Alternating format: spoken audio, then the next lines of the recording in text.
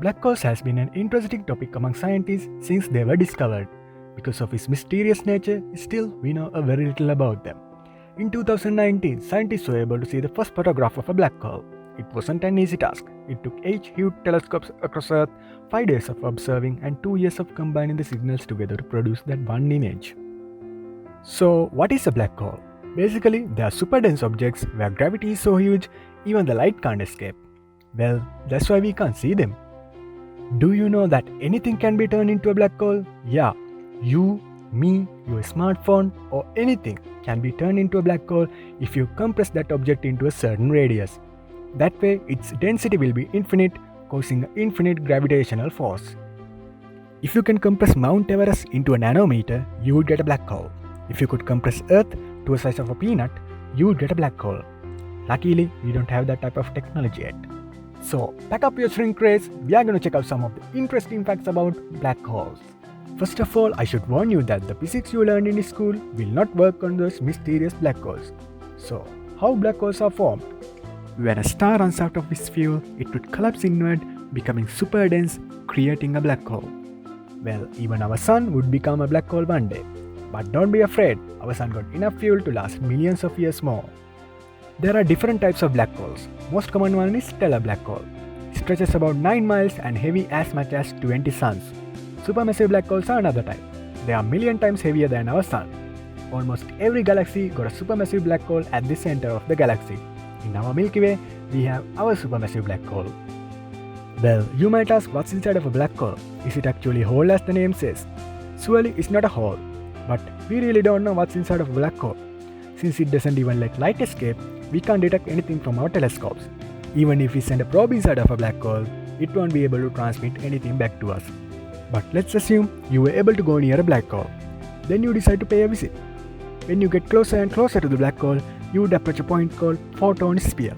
At that point, light won't necessarily suck into the black hole, or it doesn't leave the black hole either. On that point, if you look to your side, you would be able to see the back of your head. That's because light from the back of your head would go around the black hole and comes in front of your eyes. If you are a curious traveler and decide to go further inside, you would reach a point called event horizon, better known as point of no return. If you cross this point, well my friend, you are not coming back. But as you reach the event horizon, something interesting happens. For a person looking from outside, they would see your speed gets slower and slower. When you reach the event horizon, they will see that you came to a complete stop. Even if you continue to fall inside the event horizon, they would only see that you stopped on the event horizon. Then your sight will get dimmer and redder.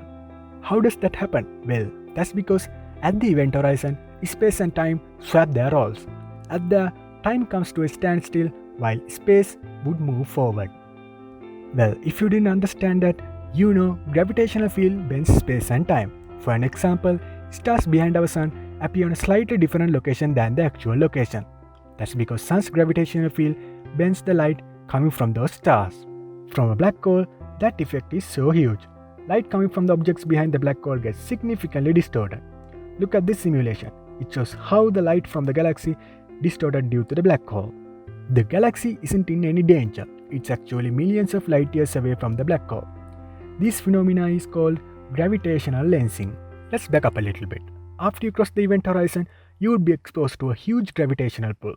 If you fell feet first, your legs would feel more gravitational force than your head. It would cause your body to stretch apart.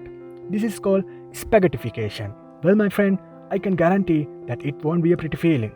You will have a painful death. But Stephen Hawking believes that black holes can be a gateway to a different universe. He believes that there are alternate universes out there with different histories. In one reality, you would fall into a black hole, but in another reality, there might not be a black hole there.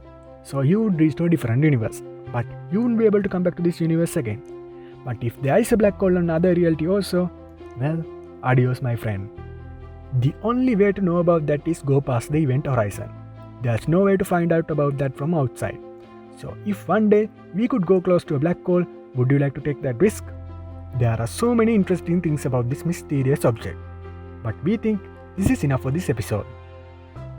You could reach to us with Facebook also. The link is on the description below. Thank you for watching. We'll see you in the next video. What do you think about today's episode? Comment below. Don't forget to like, share, and subscribe.